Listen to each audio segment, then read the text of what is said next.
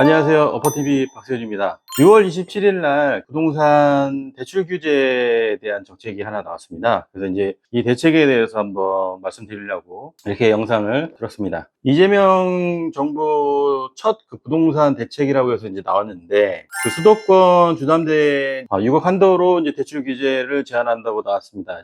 이 부분에 대해서 지금 갑작스럽게, 저도 원래는 올 하반기에 이제 대책이 나오지 않을까 싶었는데 갑작스럽게 대책이 이제 나왔어요. 그래서 이제 시장이 깜짝 놀라고 있는데, 파격적으로 이런 대책이 이제 나왔습니다. 그래서 6억이라는 금액을 서울과 수도권에 이제 공통으로 한도를 정하고, 그다음에 다주택자에 대한 그 대출은 이제 전면 금지, 뭐 이런 부분이 나오면서 오늘 방송이 이제 뜨는 게 며칠 지났는데, 며칠 지나고 나서 이제 보면은 벌써 그 강남의 그 매수 문의가 또 끊겼다, 뭐 이런 얘기도 이제 많이 있는데, 사실은 서울 강남에 대한 그 금액은 이제 너무 많이 올랐죠. 그래서 이제 어느 정도 시세 조정하는 그 시기가 이제 왔다고 봅니다. 뭐 주식도 마찬가지지만 너무 많이 오르면 조정기가 또 필요하지 않습니까? 그래서 그런 조정기에 대한 어떤 상황이라고 보는데, 서울과 강남 같은 경우는 뭐 대출보다는 현금 보유가 이제 많으신 분들이 구매를 많이 하기 때문에, 사실은 대출 한도를 정해놓는다고 해도 그거를 피해서 어떻게 또 뭐 현금을 더 구해서 구매하시겠죠. 근데 이제 대신에 그 시세는 어느 정도 조정을 반영을 본 다음에, 그 다음에 이제 거래가 되지 않을까 싶습니다. 그래서 그런 조정기가 되면 그분들한테도 뭐 또 다시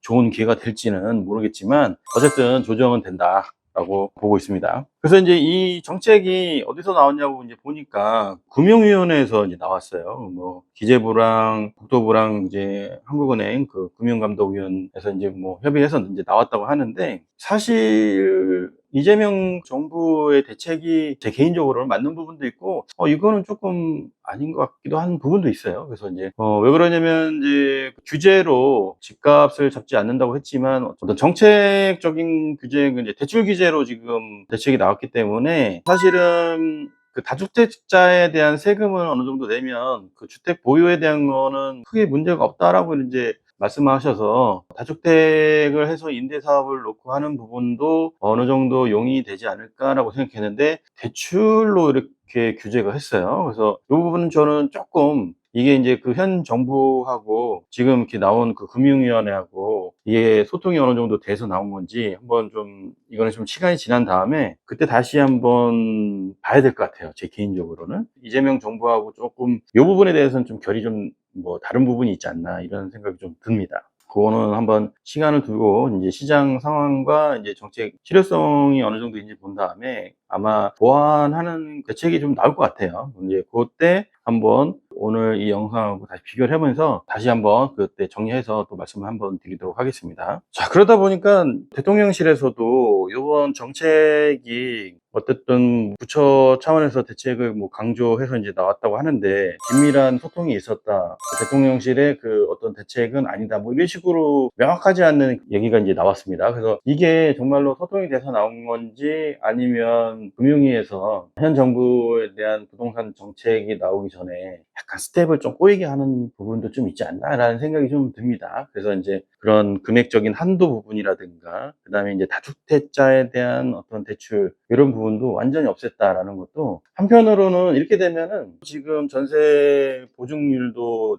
낮추잖아요. 그러면은 전세금도 뭐 내려간다고는 하는데 어느 정도 금액 조정할 수 있는 부분이 생기겠죠. 대신에 월세가가 꽤 많이 오를 것 같아요. 월세 금액이 이제, 월세가 이제 올라간다는 거는 현재 내가 그 어떤 임대사업자를 갖고 있다라든가, 어떤 오피스나 이런 월세를 받고 있는 상황이다, 아니면은 리츠를 운영하고 있는 그런 민간사가 있다라고 할 때는 그쪽으로 월세가격이 좀 올라가는 그런 효과가 좀 있지 않을까요? 그래서 기존에 임대사업자가 있는 분들의 어떤 효과, 어떤 뭐 기대 수익률이 좀 올라가는 그런 효과가 있지 않나라는 생각이 좀 살짝 듭니다. 그래서 이런 부분은 시간이 지나면서 어떤 효과가 어떻게 반영이 되는지 그건 한번 두고 봐야 될 것 같아요. 자, 그리고 이제 정책이 나오고 나서 이런 기사들이 나오는데, 이런 기사는 좀 그래요. 이게 왜냐면 대출 규제가 나왔다고 해서 이제 당장 이제 뭐 잔금을 해야 되는데, 현금 20억 어디에서 구해? 뭐 이렇게 하는데, 현금 20억이 대출이 이제 뭐 덜 나온다는 거겠죠? 근데 이제 현금 20억이 덜 나오는 그런 주택 가격이 보통 뭐 한 30억, 40억 정도 하는 거를 구매를 하시려고 했었던 것 같은데,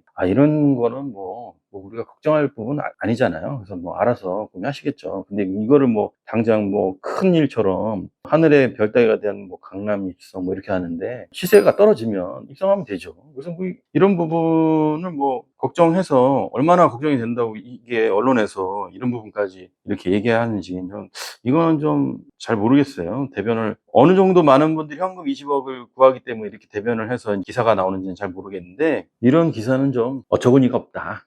저는 뭐 그렇게 생각합니다. 그래서 이제 뭐 다주택자의 그 대출 규제이기 때문에 지금 원래는 서울의 아파트값이 올라가면서 그 갭 투자해서 갭 메우기 현상이 조금씩 보이고 있었는데, 그 부분이 완전 이제 확 차단이 됐죠. 그래서 갭 메우기가 이제 없어지면서 강남 시세가 좀 떨어지는 추이로 지금 앞으로 갈 것 같습니다. 그 아파트 값이 떨어지면서 이제 빌라 수요로 좀 모이고 있는 것 같아요. 그래서 그 아파트 값이 이제 많이 올라가면 뭐 빌라 수요도 따라 올라가게 돼 있죠. 그래서 이제 조금 더 수요층이 좀 더 있지 않을까 생각이 듭니다. 왜냐면 이제 금액 자체가 이제 6억 한도로 했기 때문에 10억 미만, 9억 이하에 대한 어떤 그 금액에 대한 부분은 좀 거래가가 좀 올라가지 않을까 싶습니다. 서울 외곽에 있는 그 노도강 지역에 있는 그런 아파트 값이 시세가 조금 더 반등하지 않을까 싶습니다. 그래서 대출 6억이기 때문에 6억이 받쳐주는 한 60에서 70% 정도까지라고 해서 생각해 보면은 뭐 9억에서 10억 그 미만으로 시세가 올라가는 선까지는 조금 반등하지 않을까 이런 생각이 듭니다. 그래서 좀 많게는 뭐 12억까지 이제 반등하는 기회가 생기겠죠. 그래서 뭐 지금 현재 8억 언저리에 있다 뭐 이 정도면은 한 10억까지 한 2억 정도는 좀 반등하지 않을까라는 생각이 듭니다. 저 개인적으로는 저평가되어 있는 지역이 조금 시세가 좀 반영이 돼서 오르는 그런 기회도 될 수 있겠다라고 이제 그 생각이 듭니다. 그래서 이제 좀 보면 부동산 R114에서 이제 나온 자료를 한번 보면요, 평균 아파트 가격 대비 이제 매입 시세에 대한 담보대출 한도에 대한 변화를 보는데, 기존에 이제 대출이 나왔던 그 금액에서 지금 6억 한도를 빼고 나머지 이제 덜 나오는 부분이 어느 정도 되냐라는 거를 이제 한번 본 거예요. 그랬더니 서초는 뭐 9억 9,700 이렇게 해서 뭐 한 10억 정도가 덜 나오는 거죠. 예를 들어서 16억이 대출이 나와야 되는데 6억 한도에 걸리니까 그 빼고 이제 한 10억 정도가 대출이 이제 덜 나오는 거예요. 아까 이제 현금 보유가 내가 뭐 10억 가지고 어느 정도 현금 보유를 가지고 집을 구매하려고 했는데 당장 이제 10억이 더 필요한 부분이 되는 거죠. 그래서 요 정도가 되다 보면 여기서 한 반 정도는 시세가 떨어지지 않을까 싶어요. 그래서 이제 한 5억 정도까지도 떨어지지 않을까 생각이 듭니다. 근데 이게 어느 정도 시세가 좀 비싼 지역만 이렇게 반영이 되는 거지, 사실 지금 규제가 나왔다고 해서 대출이 안 되는 건 아니잖아요. 6억까지 나오는 거고, 그 부분이 이제 그 보면은 강서구, 이제 동대문구, 은평구, 성북구, 그리고 이제 뭐 노도강, 금천구, 관악구, 구로구, 뭐 중랑구, 뭐 이쪽은 시세가 자체가 그 정도가 안 됐기 때문에 대출 한도 6억만 나와도 거래가 되는 그런 지역이에요. 그래서 뭐 이런 대출 규제가 있다고 해서 이쪽은 영향이 거의 없는 지역. 그러다 보니까 이쪽으로 그 어떤 매수 심리가 조금 올라가지 않을까 싶은 거죠. 지금 그 금리가 이제 떨어지는 시기잖아요. 그리고 유동성이 어느 정도 풀리기 때문에 그런 유동성과 금리 인하가 이제 맞물려서 매매 수요가 이제 몰리는 시기예요. 또 이제 지금은 이제 여름이지만 가을 되면 또 이사철이고 하다 보니까 그때 매수 심리가 올라가는데, 또 그때 타이밍에 맞춰서 정부 추경이라든가 이런 예산이 유동성이 그때 타이밍에 맞춰서 또 풀리잖아요. 그러니까 하반기에 부동산 시세가 어느 정도 급등할 거를 미연에 방지하기 위해서 이런 규제가 나왔다고 봅니다, 저는. 그래서 지금 아까 말씀드린 것처럼 서울 외곽에 있는 그런 지역들, 그리고 그 시세의 그 대출 한도가 좀 6억이어도 규제 전과 그렇게 큰 차이가 없이 거래가 되는 이 지역들은 그 어느 정도 시세 반등을 좀 할 거라고 봅니다. 이 지역에 이제 거주하시는 분들은 매수를 한번 염두해서 시세를 한번 보시는 것도 좋을 것 같습니다. 그래서 금매 나오는 부분도 있으면은 아마 지금 벌써 조금 뭐 문의가 좀 많이 있다고들 해요. 그래서 지금 물량도 조금 몇 개 걷어들였다고는 하는데 이게 굉장히 민감합니다, 그 대출이. 그래서 이제 대출이 또 예를 들어서 이쪽도 대출 규제가 더 안 한다고 볼 수는 없잖아요. 지금 이만큼 줄였는데 뭐 더 줄일 수도 있는 거 아닙니까? 그래서 뭐 나중에 가서 이쪽 그 노도강이든 뭐 강서구든 뭐 은평구든 이쪽에 또 대출이 또 안 돼서 구매를 못하는 그런 시기가 올 수도 있는 거예요. 그래서 이런 부분도 지금 어느 정도 금액적으로 접근이 좀 된다라고 했을 때는 매수 타이밍도 한번 보시는 것도, 꼭 매수를 하시라는 게 아니고 한번 알아는 보셔라라고 하는 게 제가 이제 말씀드리는 거고, 이제 실거래가랑 거래량을 한번 보시면서 그 추세를 한번 보세요. 그래서 아마 여름 시기가 지나서 가을 때 되면 그런 매수에 대한 심리가 더 많이 올라가기 때문에 그 타이밍에, 적정한 타이밍에서 조금 오를 때 매수하시는 것도 좋을 것 같습니다. 그러고 나니까 이제 뭐 벌써 이제 대번에 이제 그렇게 뉴스가 나오죠. 대출 규제 풍선 효과 번지나해서 노도강, 뭐 강북구 부동산 활기 뭐 이렇게 나오는, 금방 나오죠 뭐. 근데 이거는 뭐 실제 그럴 수도 있고, 이렇게 뭐 예전처럼 항상 반복적이잖아요. 예전에 강남 규제하면은 그 서울 외곽이 뜨고, 서울 외곽에 이제 규제하면은 수도권으로 번지고, 이거는 뭐 옛날부터 계속 그 반복돼 왔던 부동산의 어떤 그런 추세이기 때문에 당연히 이런 기사가 나올 거라고 생각이 드는 거죠.